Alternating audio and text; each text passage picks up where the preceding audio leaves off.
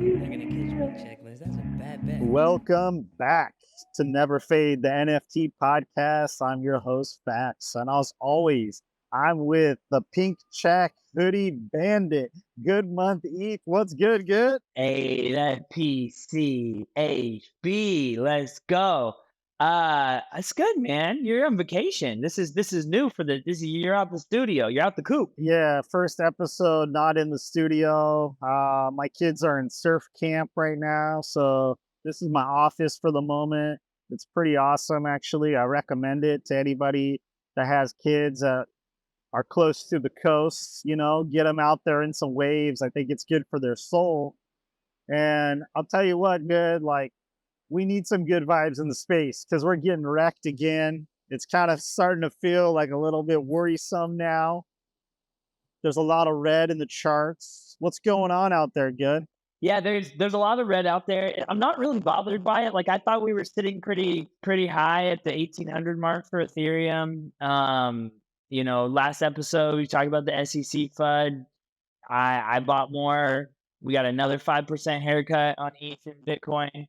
And then I think it makes a lot of sense because crypto.com is shutting down their US institutions with the exchanges.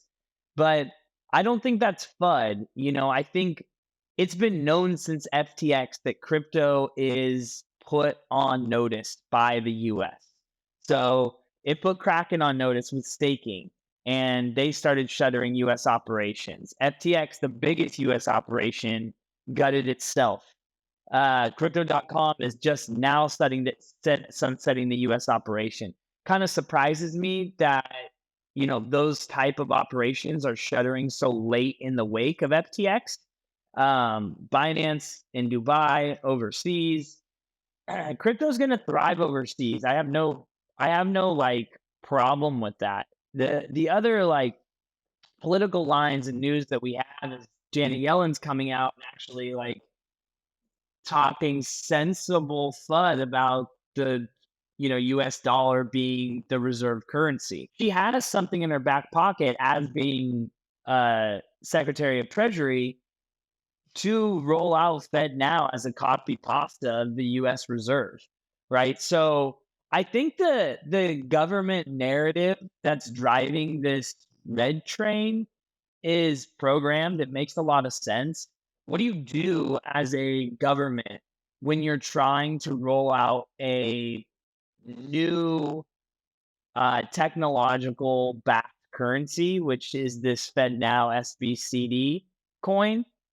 You make everything else look less trustworthy. You rip the belief system out of everything that's not your new system that you're bringing out so that you can land the plane. Am I not seeing this clearly? FaXx, it seems like a basic psyops to me. Yeah, you're absolutely right. And the take that you just gave, I think, is succinct. And we add to that the fact that, bottom line is that they need to control the on ramps and off ramps. And the easiest way to do that is park a seat right in the offices of Coinbase and Binance and see what's going on and layer on some lawsuits to get some information and keep these guys like at the table, And so where does that leave us in the near term? Who's to say? But I kind of psychologically approach like ETH volatility, like thinking about it in bands, like not financial advice, but like, at 1650 to me, like is not any different than 1900. But when we break down below 1600, 1400 feels real close, like this 14 to 1600 band. And then if we go below 1400, 1200 to 1400 is a scary band because nobody likes to talk about ETH under 1200, So I'm not like worried at the moment, but there could be a case to be made for if you think there's some more downside. Like when it comes to NFTs, there's kind of like an interesting way to like almost short ETH using NFTs, and that's to like take loans and then flip them to USDC and hold that position and then flip back. Probably too complicated for the average, person. But when you're holding these assets, you can kind of do some fun stuff like that if you're biding your time, so don't want to go on to that. What I do want to talk about today is a very interesting Opepen release that hit, and our guest, who is somebody that has been tuned in to the visualized value experience, and also, looks like was very fortunate to pull this one of one. And you had a pretty cool experience. So we're going to get into that. We're bringing in GMAN. GMAN is somebody who I'm absolutely excited to talk to, and I feel like through the visualized value network has been more kind of within reach and having the same conversations. So it's been cool to see that. Like, what do you want to hear from G-Man today? Good? Dude, I want to go into that Opepen reveal, that 006, that experience that we had. I think that's what I want to talk about. I want to talk about also, like, he's been around in the space. He's navigated a lot of big collections. He's the tech lead over at Rug Radio. Like, he's been swimming cross community, cross collection for a long time. I'm really interested to dig into his strat. All right, let's go ahead and bring in G-Man now. New episode of Never Fade here. We got G-Man in the booth. G-Man, how you doing? I'm great. Just back from Lisbon. So just on the backside of some nice international travel, and playing some catch up this week, but loving every minute of it. Nice, man. I have a little bit of a selfish endeavor here on this call. I've been jonesing to get on this call with you to talk Opepen. But prior to, let's do the proper thing. Let's get a quick little background on you, on just kind of how you got into Web3, what your kind of first entrance into Web3 was. If you kind of could detail a little bit of your journey and what you're doing now with the Rug Radio team. Yeah, absolutely. So I've owned a software and marketing company for a little over 20 years. And, it started from just building websites for people when that was hard and you needed a true tech person to do that. And I've been in Charlotte, North Carolina for a long time. So was lucky enough to connect with NASCAR and worked with NASCAR and a bunch of teams for many years. And that led me really into the software world because their asks were much bigger than your standard website. Can you talk to devices at the track? Can you display things on a Jumbotron? All these kind of things. So that kind of like was a natural move into software, which for the last 8 to 10 years is really enterprise software is where my focus has been. But maintain those marketing customers because, they're friends and family at that point and you take care of them. And so enter 2021 and Gary Vaynerchuk puts NFTs on my radar screen. And I feel like I just have I kind of get it, maybe faster than the average person, just because of this technical and marketing background that I had. So I instantly understood what Gary was doing. It was really scary. I had some ETH I had bought years before for $200. So like not as scary as it could have been, but still pretty scary. Minted a gift goat as my number one NFT ever. So, pretty big spend. Minted a bunch of other VFriends also. Saw Preston on some Twitch stream, maybe mint condition, talking about Pixel Vault. So I bought 10 of those, minted 10 of those. And those two collections, I got lucky, right? I got picked the two best collections of the year pretty much. And those became like everything I have now and kind of how I've grown in the space. So that's like the TLDR and kind of how I got here. I can kind of go into more details if you care. Showed up goated and just banged out a bunch of mints that ended up becoming Jenny Wealth in a few months, dude. Let's go. Sorry, good. Go ahead. And by the way, dude, it seems like you faded apes then. Did you fade ape? No, I had like a dozen apes, not all at the same time. I kind of traded around. The last ape I owned was actually in the Pixel Vault comic. So I had Lone Star Sokka, who was the cheetah ape, cowboy hat, cowboy shirt, cyborg guy. And I traded that ape away in a mega trade with a Pixel Vault whale for a core and 2 crypto punks and a whole bunch of other stuff. But no, I was deep in apes for a long time. Oh, he's Lone Star Sokka. He's freaking deep in the game.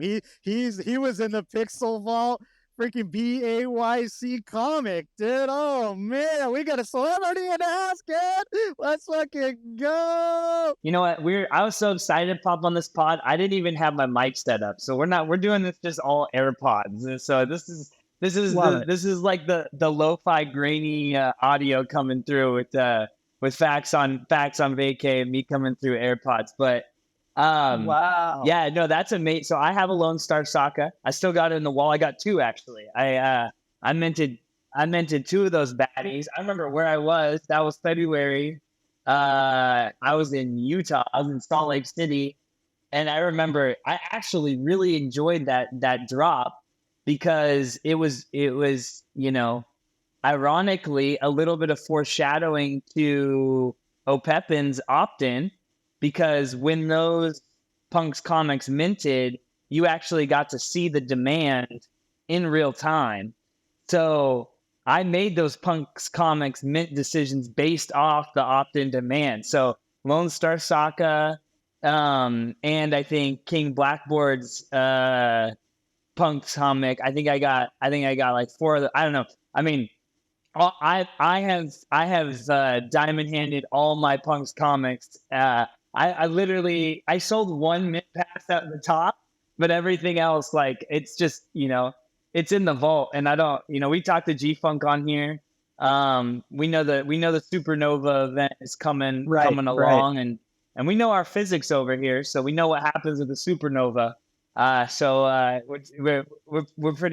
we're pretty bullish on that, and I really do hope Punks at Pixel Vault kind of smacks everyone around a little bit for fading it for the years that it was hard. So I hope so too. And I love those guys. I love everyone over there. I haven't been involved in the community in a long time, and I was definitely one of their quote unquote whales, I guess, at one time. It is not to belabor the point here, but like the self-induced silent period was tough, right? It was like, in hindsight, wasn't a good decision. There was a whole bunch of things, and they own that, which is great. But it's one of the things that reminds me, the counterpoint to that is Jack Butcher, right? And I know we're going to get there, but there's the no communication or there's the terrible communication. And we know a bunch of projects like that. You guys were talking about one recently because of a hat you were wearing. And I was deep in that community too, from day one. So like, I think it's a relevant point. But one thing about the comic, Tropo Farmer was my competition, right? Like, everyone else was big, but Tropo was the one that I wanted to mint first. And he promised feet pictures to everybody. And I gave away so much shit, massive bribes, just mint my thing. I'll give you free money everywhere. And he still beat me just by a little bit, but I minted out second. That was the beginning. That was the beginning of the Feet Picks Alpha. I didn't know that. We're really undercovering some lore right here. Absolute gems we're dropping. This is becoming the alpha podcast of the year. But let's not speak in code, dude. The Supernova event is going to drop any minute. Like you said, Good, we spoke to G-Funk on the pod, and I think the general consensus around the ecosystem and the general NFT community is there's too many pieces. There's too many NFTs in this ecosystem. And what we're anticipating here is some type of major contraction, some type of burn, redemption. I don't know. I get excited when I hear the word burn, but like date-wise, timing-wise, it should be any minute. It might even be out before this podcast drops. So we'll see.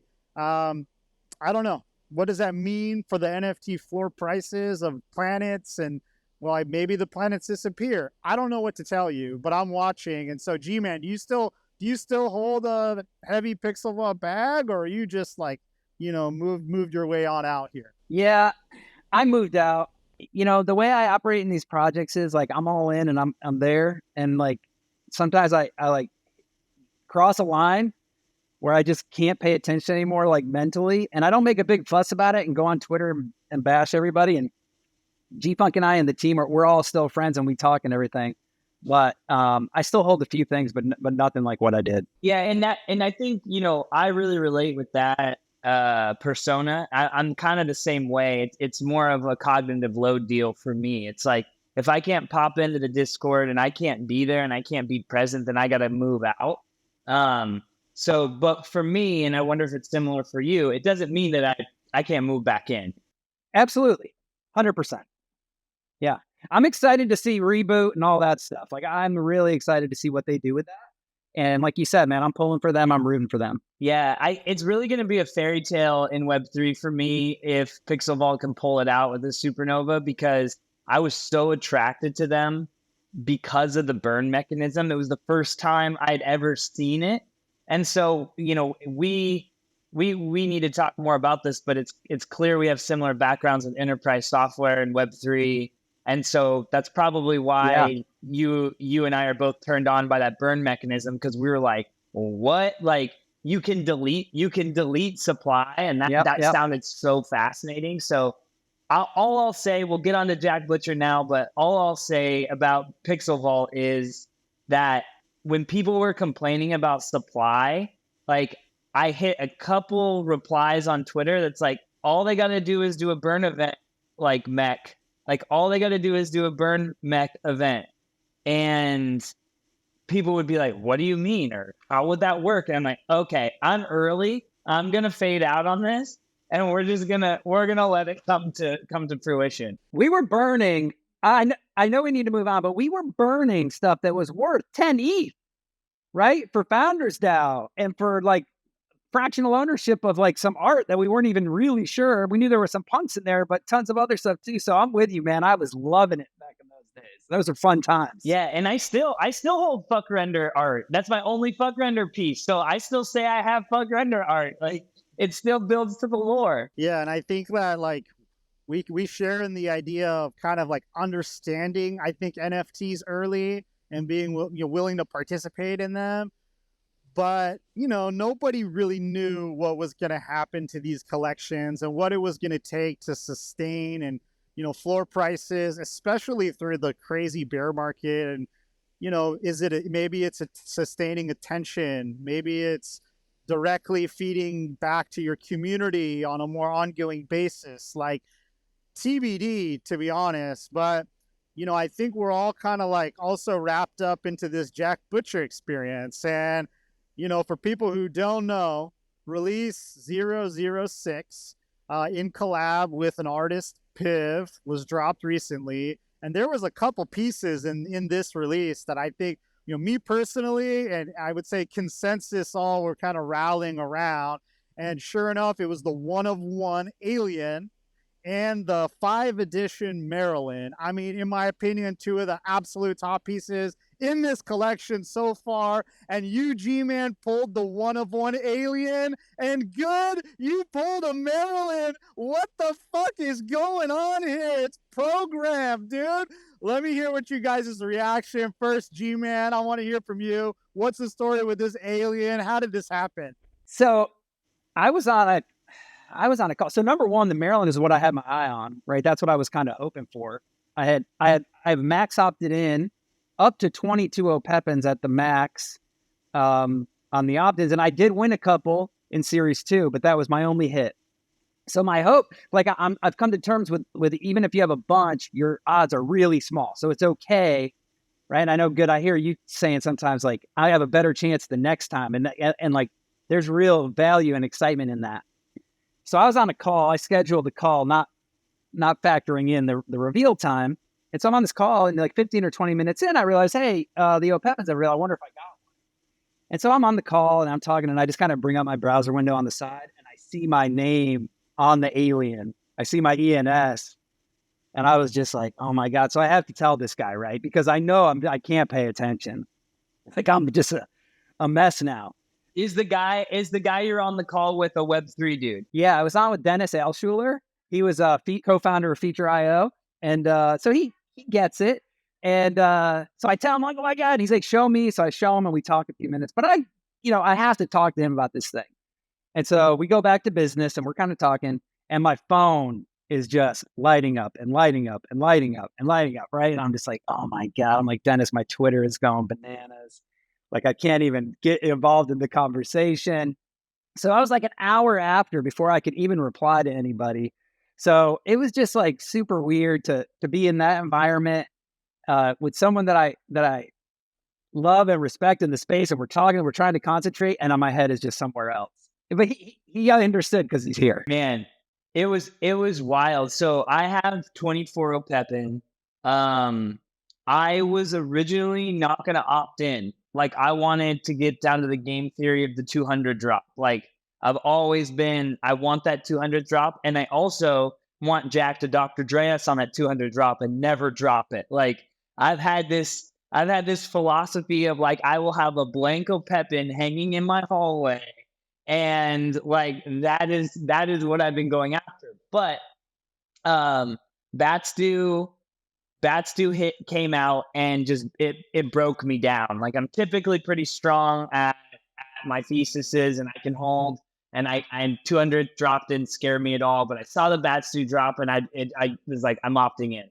I didn't max opt in, and then I didn't opt in for consensus, which was 004. 005 VVR, I didn't max opt in, but I did opt into the ones that I wanted. I thought that, like, with the Apple event and just the personal computation device and where we are in the computing world with the simplicity and the complexity of what that computational device means and the simplicity of Jack Butcher communicating it, I was like, this is going to age well. It's going to take really long for it to age, but it's going to age perfectly.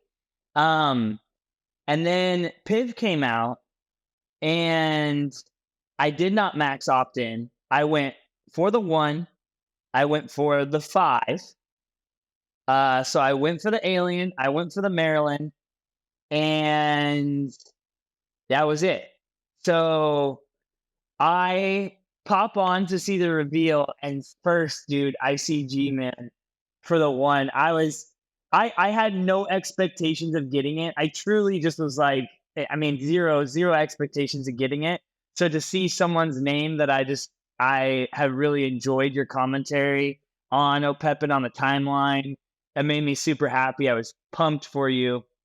And as I was rolling through, I started prepping myself for disappointment when I got to Maryland, because I haven't pulled anything to date. So I was like, oh, so I basically psychologically set myself up to be like, my dopamine hit was that I was stoked for you. And then I just stopped thinking about myself from there on out. I was like, I'm not going to pull it. So that's like, I'm just stoked for G-Man. And then the Maryland hit, and I haven't had an experience like that. I haven't had an immediate NFT experience like that ever. Like, you would have to compare, I had a hand in Steph Curry buying the ape back in August of 21. And so I knew the buy was coming. And so when the buy hit and Discord went wild and the price went up 10 ETH, like, that event took, from Steph Curry's purchase to the outcome, it took about 6 hours. So it was about that much euphoria in 30 seconds of seeing that I pulled Maryland. Like, I don't know how else to describe it. The dopamine hit was unparalleled. I think I probably the only thing it compares to is hitting the all talls and all alls on the craps table with a pretty max bet. That's about as raw as it gets. I saw you tweet that you were like ready to put 10 ETH offers in on a Maryland because you resonate with your one check. It's a match. You just loved everything about it. And so I can imagine you had resigned to this, like, it's going to cost me 10 ETH. And all of a sudden you just have one. So amazing. Yeah, it was amazing. So my daughter's name is Monroe, and my son picked the pink check. And so when I was like, yo, this is the beauty mark on the Maryland, and the hex is actually very close to the same hex on the check. I thought it was 1-to-1, but it's a little off. So I teared up when I saw it, because it just like it was a moment. It was amazing. Whoa. These things couldn't have fallen into better hands, fellas. I love to see it, dude. But I gotta kind of chime in too, because like you guys had all this euphoria and anticipation. Like you're comparing it good to like one of the most craziest events in 21 when Steph Curry bought that ape and you kind of had all that anticipation because you saw it unfold. I mean, the weird part is when series one, when release one came out, and you know, I pulled one of those, like I feel like things were so different just 6 releases ago. People just didn't really understand what was to come, like didn't understand like the implications of pulling that. I feel like I kind of just like refresh and I was like, oh shit, I got one. And you got to remember at the time, like those series ones were listed for 2 ETH, you know? So I was like, okay, cool. You know, I was like, fuck yeah. Like, dude, I won, you know, like the floor on Opepen was like 0.25. And I was like, hell yeah, dude, I won 2 ETH. I'm going to hold on to this. You know, this is like a baby blue Lambo that Jack Butcher like handcrafted for me. This is going to the vault, you know? And so, you know, but then like things escalated quickly. And now here we are. And think about how much has changed from a sentiment perspective, from an emotional experience perspective in such a short amount of time, dude. So like, I mean, I got a question for both of you guys because you're kind of like NFT whales out here. Why haven't you sniped a one yet? And did you see the red one that got WETH bidded and won by Adam Hollander, also a Bored Ape Yacht Club member, last night with probably one of the best snipes I've seen in the NFT space in a minute? I fully intend on getting a series one at some point. I am willing to be patient, is kind of where my head is on it. And I did see that WETH bid because I got added to the one-of-one chat after picking up Alien, and they were talking about it in there. Apparently the person had kind of like a financial emergency, maybe is the rumor. I don't know if that's true or not, but like, this is what happens, right? Like liquidity is hard to come by. And sometimes when you need that liquidity, over the last year, almost all my best buys are WETH bids. Like WETH season has treated me so good because I have some liquidity. So, you know, this is another example of how that can really benefit you if you have some liquidity set aside. Yeah. Yeah. I mean, to answer your question, FaXx, you know why we don't have ones. Like, you know, the supply has bodied us. You know, there's not enough to go around. I mean, I think about it. I think about it every day. But I think the most important part that I want to put out there is like the good vibes of this community are so high, and I don't want to. Maybe this is I don't know if maybe this is like controversial to say, but like I kind of feel like it's imperialism to just go in and just buy my way on secondary. We're playing a game right now. Like it's a card game and we're rolling the dice. And I don't know if I'm about the secondary buys just because you have the money right now. I like rolling the dice. Like personally, this is I didn't expect to go here, but Jaleel put out a Twitter thread in a response to somebody saying that this game is only fun for whales. And Jaleel put out a thread with data that actually like totally rebuked it. Like the amount of whales that actually hit across the drop is so low. Like you look at Bored Elon, he has 700 and he's very conscientious of what he opts into.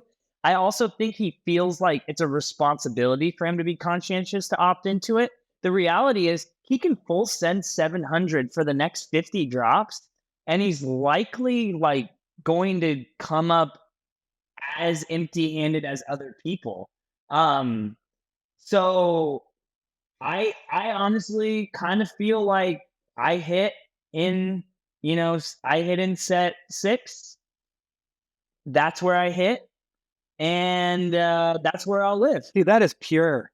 Like this, like that's a very pure kind of thought. You know, I like it. I hadn't thought about it, that thing, but you're right. The game feels localized in each drop, but it's really we're part of a much bigger game. And it includes even more than Opepen, right? It includes Jack's communication and his Twitter and his community engagement.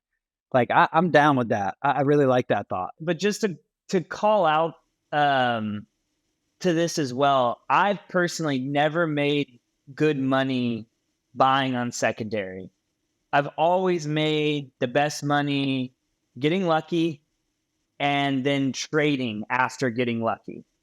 So I'm pretty confident I'll never buy an 001. I will likely trade for it, but I doubt I will ever buy it. Yeah, that's a fair take. You know, I think it's like it's appealing to get in at levels that you know there's tremendous upside. Like you have a Maryland now, you know, at the cost of a 5 edition, which you bought, I'm sure, like much lower than the current floor price. And that's a great feeling.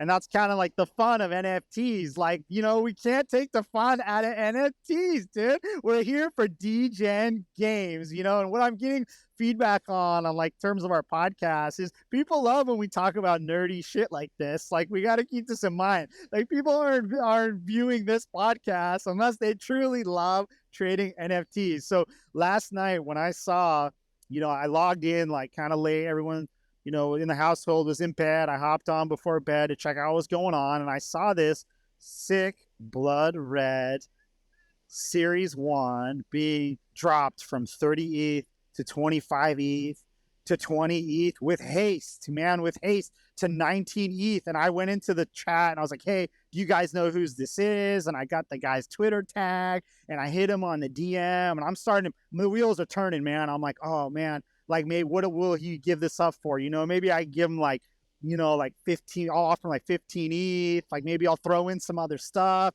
Like I'm like dialed in to like make this happen. And you know, he didn't reply. And I was like, and then I got kind of sidetracked. There's this Boring Punks collection, which is some kind of derivative. I don't know what it is. I heard people talking about it on the timeline. I was like, oh, how much are these? They're 0.05 ETH. I swept 15 of them. I went to bed. I forgot about the other thing. I woke up. I was like, oh shit, these Boring Punks are at 0.13 ETH. I dumped all 15 of them into blur bits. You know, I didn't tweet about it. This is the game, you know, behind closed doors. It is what it is. And so then I turned back and I looked and the Series 1 hit the WETH bid at 12 and my heart sank. I was like, why didn't I just bid 12.1? Why did I just bid 13? Oh my God. But the story is that Adam Hollander, he is a longtime Bored Ape Yacht Club member, very active on Twitter, always has absolutely great takes. Shout out to Adam. Apparently, he's become a fan of the Opepen ecosystem, and he's just been laying these bids out there. And this one hit, and then he traded the red one for a blue one that matches the background of his longtime Ape PFP. So now he's got a match to his ape and he changed his PFP to the Opepen. And he said, I never thought I would change this PFP. This is the first time that I thought about this. And speaking of which, G-Man, you changed your Punk PFP to the Opepen PFP. So I think the meta is deepening, boys. I think this is getting deeper into the subconscious, dude. Can you guys speak to that, series of events? It just reminds me of a conversation I had with Jaleel at Consensus. So I've had the opportunity to hang out with Jack a couple times and Jaleel a couple times and just love both of those guys. But the reason that I went and got a bunch of one-of-ones was because I fully intended to make it my PFP at some point, and I wanted to make sure I had options. At the time, we didn't know the mechanics, so I didn't know it was going to be a series at a time.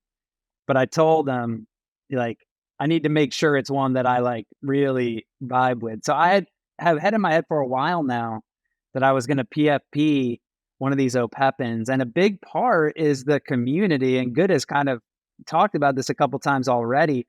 So positive, just like so like it reminds me a little bit of 2021 and some of just like the positivity vibes that we had.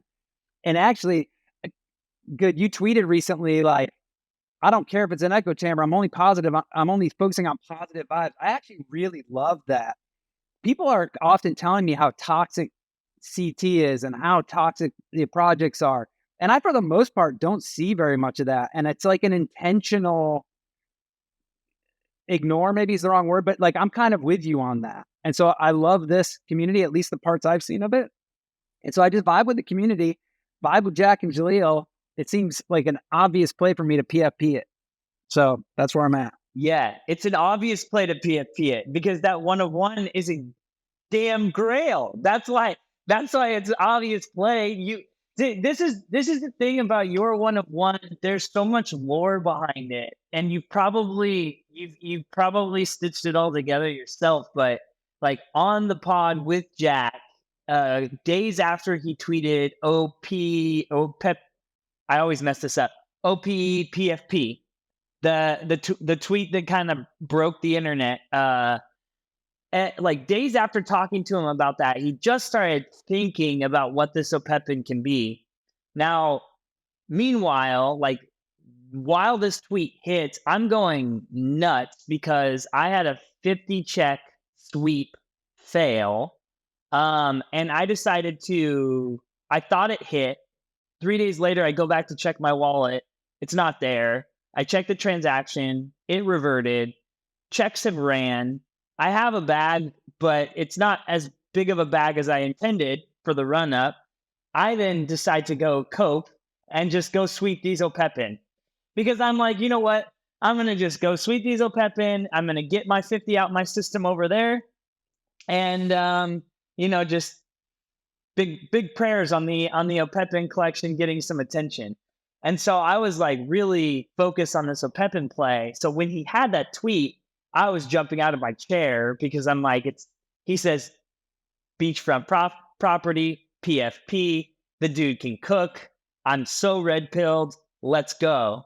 Now, when talking to him on that podcast, he brought up something that was a dagger. It truly was a dagger to my heart, where he basically, and it's one of the most bold, controversial things I think Jack has ever said. Do you know what I'm talking about? He says that we're talking about the provenance of CryptoPunks and how they've kind of time warped provenance. So long story short, like Basquiat and Warhol time warped provenance. Like they didn't have to, paint 300 years ago, die, and then wait for 300 years to be something. They were like living in their fame. And so I mentioned that CryptoPunks a time warp provenance, where it only took 3-4 years for them to live in their fame. And I kind of am giving this nod to Jack that like, I think he's up next to like time warp provenance on these Opepens. And sure enough, like we're here, it's happening. Like he time warp provenance, like nobody's business. Like the dude has outplayed that game and it happened. But one thing he says is he goes, it's funny you mentioned CryptoPunks, and this is a terrible paraphrase, but he says, it's funny you mentioned CryptoPunks because really it's 10,000, but about 9,980 CryptoPunks are not well known. They're not unique. It's all, there's only about 20 that are unique. And that was just, if the shot was heard around the world, that would have tanked unique collections of 10,000 size of most collections.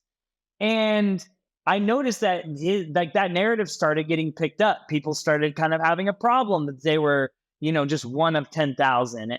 And the majority of apes don't look unique. And Bored Elon has mentioned this on Twitter Spaces, saying like, I normally can't recognize an ape when they talk. I have to actually like look at the name and the ape. There's very few. So this theme is resonating.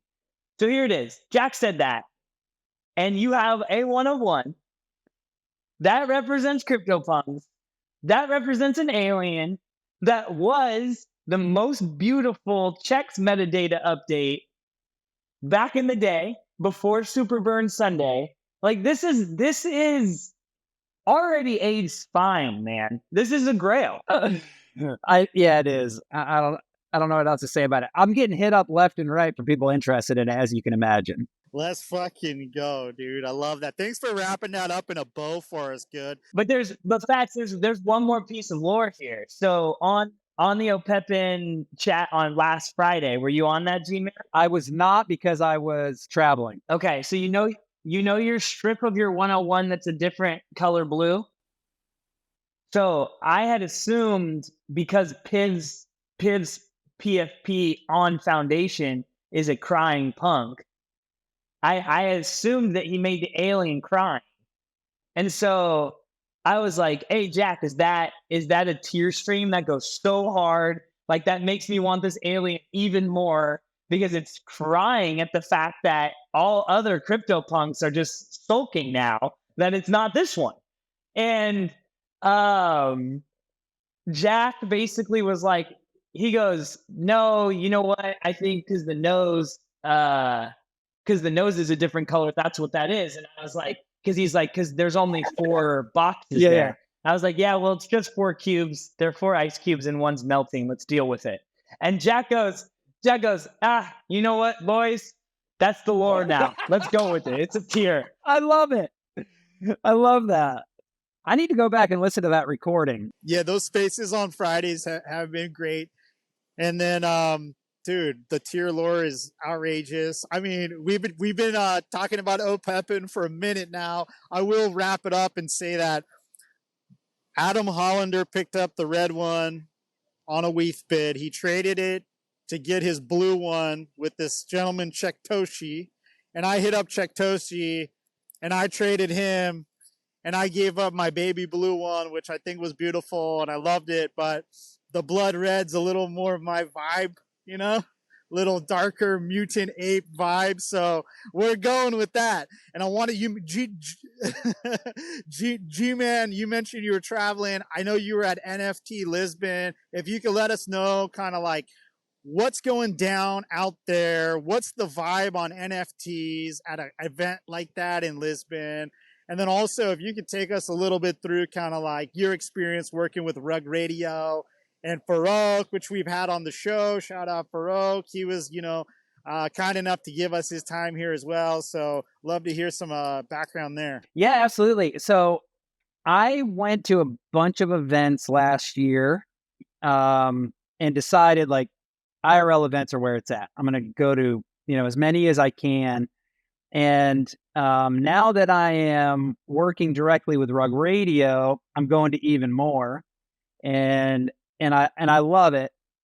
It's it adds a little something to travel with the group, right? Media passes and like a little bit different access, which is super fun, but not to take away from normal attendee admission, right? That's great too. And everyone has full access like we know in Web3. In general, my takeaways from the events are a little bit smaller of crowds, but the people that are there are the same as they were before. Everyone's positive. Everyone's building some cool shit. Everyone's trying to help each other. Everyone is networking and learning. And that's the best part. So yeah, I mean, in general, that kind of sums it up, right? These events are amazing. I've met the coolest people from like serious OG artists. Coldy, Nate Alex, hanging out with some of these guys at these events and like getting to know them and hearing their story, and the new young up and comer people that are becoming, either Twitter famous or building projects. Like there's just no substitute. And I'm not going to stop going anytime soon. I love going to these events. It's kind of wild in a bear market. This is really my first time being in a bear market, in the professional world. And there's nothing like going to an event and connecting with someone who's able to compartmentalize like why they're here and what's gone away in the market. How do you feel about that? Give me a specific example of what you're talking about.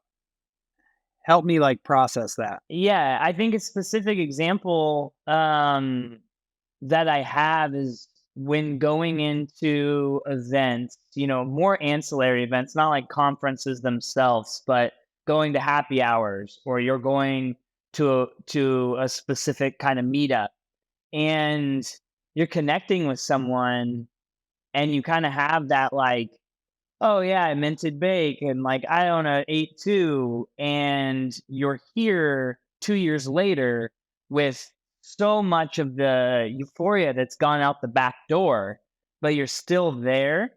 It puts you on this like level of like, let's reinvigorate this connection for the hope of the future. We couldn't really see the future in 21. The fog of war in the upside of the speculative euphoria was so loud, we couldn't see the future. But now I guess like what I'm saying is we get to see the future with people IRL now. Yeah, absolutely. And the folks that you saw during Euphoria that you still see here, you like somehow have a deeper connection, right? You have this shared history, and you tell the stories about how fun that was, the Euphoria, and kind of like you roll the dice and won almost every time and all that. And now it's different, and we talk about that, but not in a way that's like we wish it was like the way before. It's just we're growing and we're doing it, and what are you working on? And those are the strong, those become the strongest relationships. Yeah. What's a relationship that you've had? What's a relationship that you've made in the last 6 months that you feel it'd be pretty regrettable if you didn't make that relationship and you left the space? Oh man. You don't have to say a name because it might make other people feel bad. Like if you met them in the last 6 months, I guess maybe just like detail like a personal experience of meeting somebody that you're like, that person, like if I would have left and I didn't meet that person, like my life would be different. Yeah, there's a bunch of them. There's probably 8 or 10 people that I would lump into like this group of people that have been here longer than me, that are thoughtful, that think critically, appreciate art, like all the things that just like make NFTs tick. Okay. And I don't want to name names necessarily. I mean, I could throw Farouk out there because like you had mentioned him, and I work so closely with him now. You know, I remember Farouk in 2021. I remember how people, felt about him and talked about him, and it colored my view of this person. And now I'm able to work with him day in and day out and know who he is as a person and know the truth, right? Like the different thing than this crazy narrative. And he's one of the hardest working guys I've met. He has a vision. He's going after it. To answer your initial question, had I not gotten to know Farouk and gotten closer with him, definitely to me, I feel like that would have been a net negative for me had I not met him. Yeah. I mean, I have to echo that with our experience in talking to Farouk on this pod. Like I chatted with him in DMs before. I just never had a personal connection with him. And I'd also known, there's when you rise to the ranks and you become a Web3 media mogul, like that's what he is. When you rise to the top like that, you're gonna have a lot of bows that are drawn at you. I never let any of that like pop into my preconceived notions, but at the same sense, I didn't know what he was about. And then talking to him on the pod, my biggest takeaway is the MFer cares, like almost to a detriment. Like that MFer will make sure he books a flight to get back to his team to be accountable for XYZ is what I picked up. Is that valid? Yeah, absolutely. It's phenomenal. And I get a lot of people, that like, oh, you're working with Rug Radio, that's great, except for Farouk or something, right? There's like these silly comments of people that don't know the guy. And I just tell them, you're not going to find a harder working guy, more responsible guy, more consistent guy. How many GM shows have they missed since they started? It's like a handful, right? Yeah. I mean, it's amazing. And so it's easy to, I guess it's easy to hate a person like that. It reminds me of this latest Louis Vuitton thing where people that are not the target market are mad that Louis Vuitton didn't give them a drop that they can participate in. And so what do? They go attack Farouk and Danny and, you know, Betty and whoever. Like to me, it's just silly. People talk about, we need to get rid of these influencers to move forward in the space. I don't think that's true at all, right? I think we need some self-awareness. We need to look in the mirror. Like that to me is like a much more valid exercise than going on and talking about how scammy Louis Vuitton is and how scammy the people they choose to work with are and how they hate their audience. Like it's silly to me. And that's the part that I would love to see kind of sentiment change from your average collector. Yeah, I think people need to get out of their own way. You know, like I feel like the first kind of hurdle in this space is yourself and like your preconceived notions and wanting to be a hater or whatever it is. Like bottom line, he came on our show, we put him in the no fade zone for the reasons that both of you guys mentioned. I did want to give a take on kind of like the space in general and these NFT meetups and the people who like have survived the bear and still have like, you know, they're still motivated and still bullish. I mean, look, dude, Goodmonth is one of the most bullish motherfuckers I ever met in my life, dude. Like, you know what I'm saying? Like, and I you know, and just, that's just how it is. And it's kind of like, why, like, where is this going? We're not sure, but I'll tell you what it reminds me of. It reminds me of the famous novel by Ayn Rand, Atlas Shrugged, where civilization in the world is just kind of like fucking burning down, dude. Like you look everywhere you look, things seem to just be getting worse and worse, and the decisions that are being made around you, they seem to continue to feed into the detriments of society. But there's these builders, there's these innovators, there's these people who have vision, who are still plunging forward until the point that they disappear. And where do they go and how do they get there is a mystery.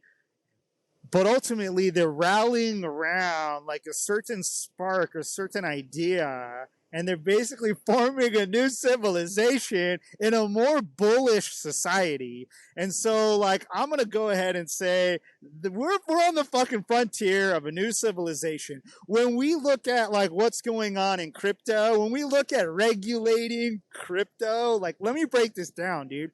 The SEC needs to be in bed with these companies. They need to basically pull up a chair and be inside the office of Coinbase and Binance. That's the play. They need to pull up a seat and understand what's happening, because that's the only way they're going to get their money. That's the only way that they're going to be able to control the on-ramps and the off-ramps. The bigger picture is that, dude, if you're anti-crypto, you're going to go extinct. This is the evolution of finance. Is it going to happen today? Is it going to happen next year? No. But it's going to happen in our lifetimes, and we're pulling up, and we're going to do whatever we can in the meantime to make sure that we have, one, skin in the game, and two, like, we're in position for the next bull run, because when the next bull run comes, we will hopefully have built something that's going to catch that next wave of momentum, you know? And so that's the way I see it. That's what I'm here for. And like, look, what Rug Radio's doing, and like what you've done with that team there, they are leading the charge, and they have been leading the charge of this space.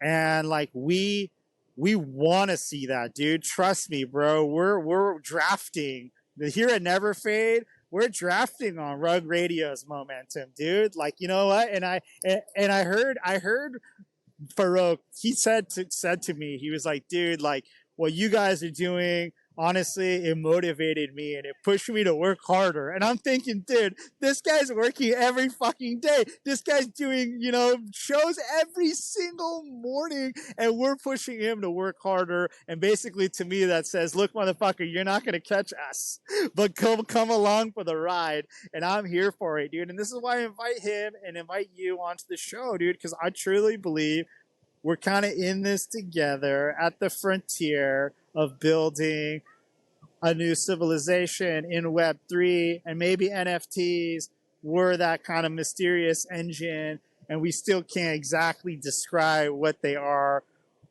or what they're, what we're supposed to do here, but we're having a good time. So, G-Man, we absolutely appreciate you coming on here.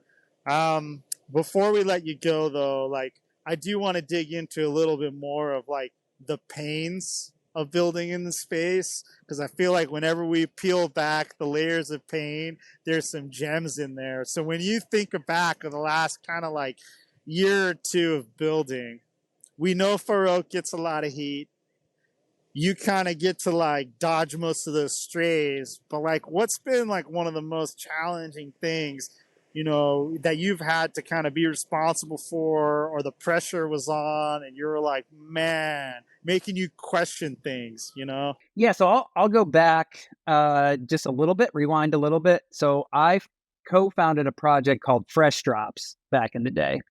And Fresh Drops was the first fast rarity tool on the market. So back then, you remember we had rarity tools.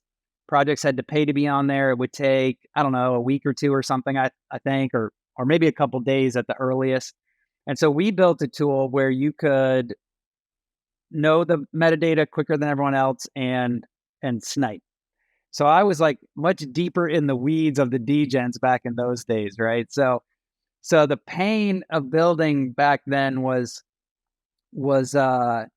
if something happened with our mechanism and things didn't reveal as fast as the collectors wanted, like it was FUD in the Discord, right? So I got a little taste of what some of these bigger projects deal with, and so I think that's so that kind of leads me to what it boils down to, which is a fair thing, is like building in public and building transparently is really hard.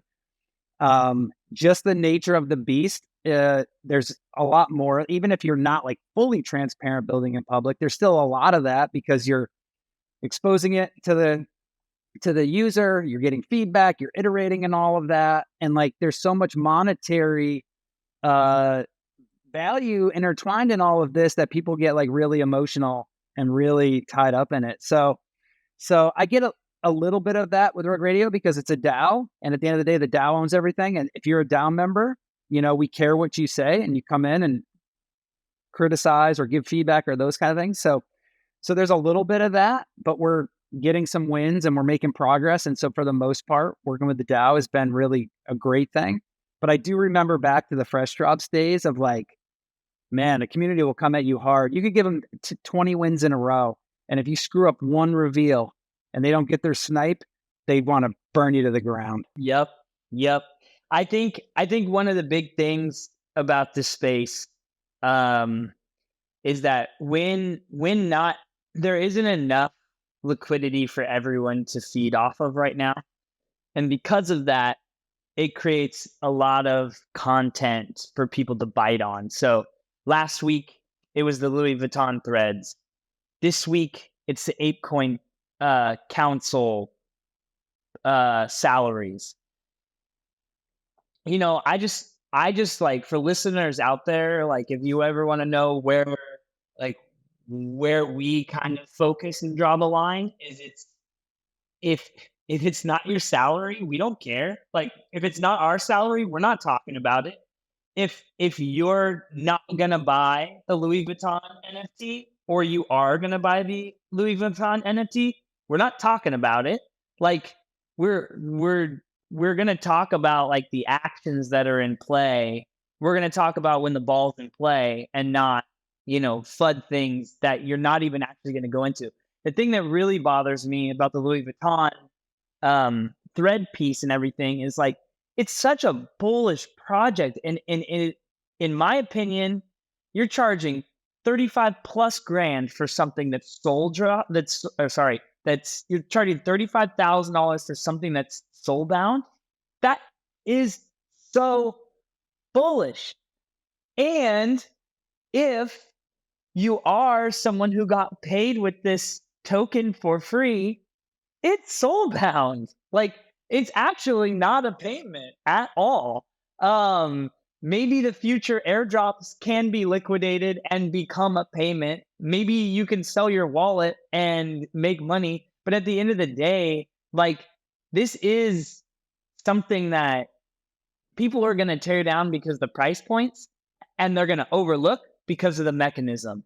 So, hey, I think it kind of reminds me of the Jay-Z lines of a public service announcement. I'm not sure if you're a Jay-Z fan, G-Man, but it's, check out my swag, yo. I walk like a ball player. No matter where you go, you are what you are, player. And you could try to change, but that's just the top layer. Man, you was who you was before you got here. Only God can judge, so I'm gone. Either love me or leave me alone. Yeah, baby, I love it. Oh, dude, always full of secrets. This guy coming out with the fucking rock.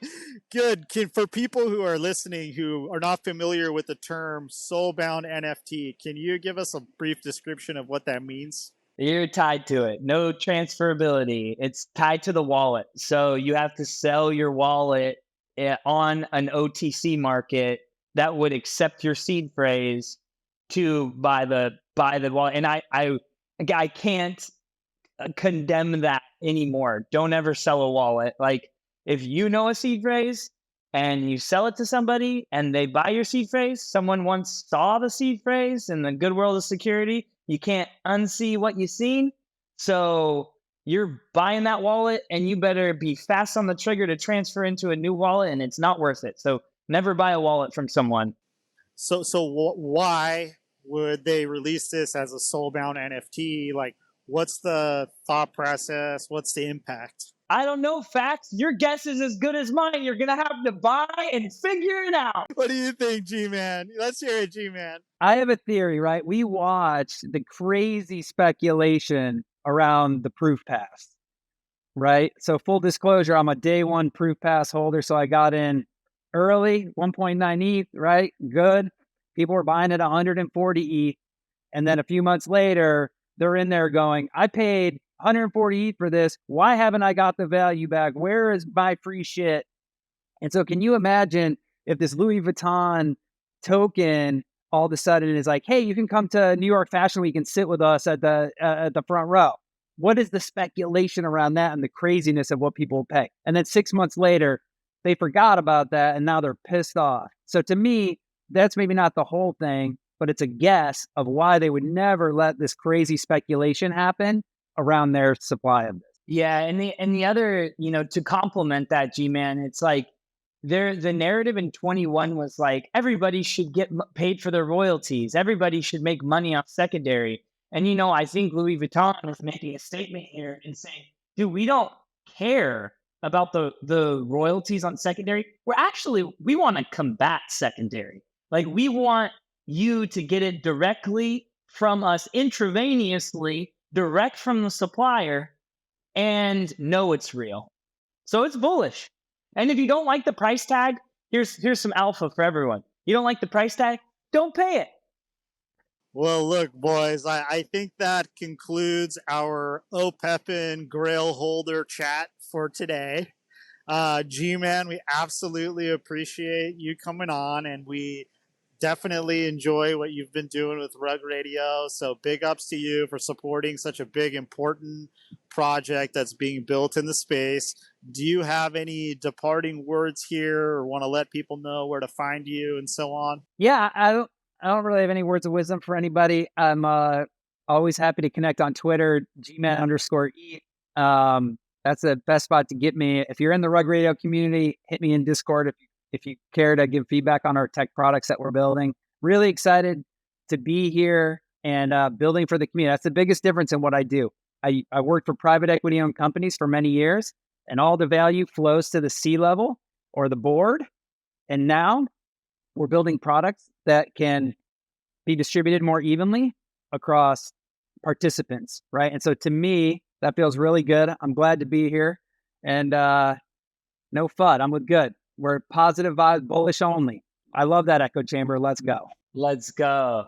Absolutely, dude. We're going to keep these high vibes in the chat, dude, for sure. Yo, what did you think about that, FaXx? Dude, I love to see it. I love to hear it. His path into NFTs and how G-Man kind of just like hit on some some winners. And he's one of the people that rode that 2021 bull. He played it right into a career in Web3. And I know you're somebody who can definitely identify with some of that. And I also am stoked for him that he hit the 1 of 1, and excited to see what he does with that NFT. How did you feel about the combo? Dude, it was one of my favorites. Like, he's just a good guy. I think we didn't really cross paths a lot on the Twitter TLs until Opepen. And then I really noticed when he started like engaging with some of my tweets and I started engaging with him. It's kind of funny when you engage with someone just on replies on their Twitter, you pick up their vibe. And I kind of knew he was like a positivity seeker, and it just didn't disappoint. Like, I don't know about you, but it felt like I was just talking to a buddy of like 10 years on that pod. Like, I feel like we could continue on for a long time, just talking perspectives and him donning that. I don't know.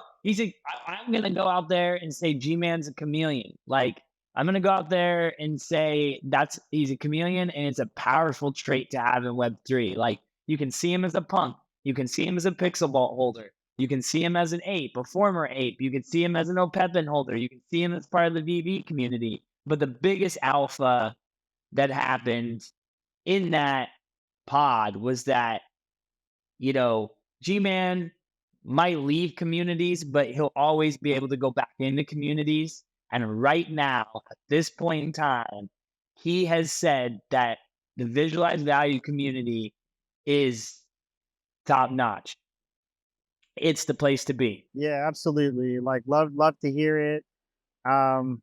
It's kind of funny how I think there's this shared consciousness of somebody that you don't really know, but essentially experienced a very similar kind of thing and been through the ups and downs of the markets together. And I think that a lot of people probably tuning into this podcast are along for the ride now.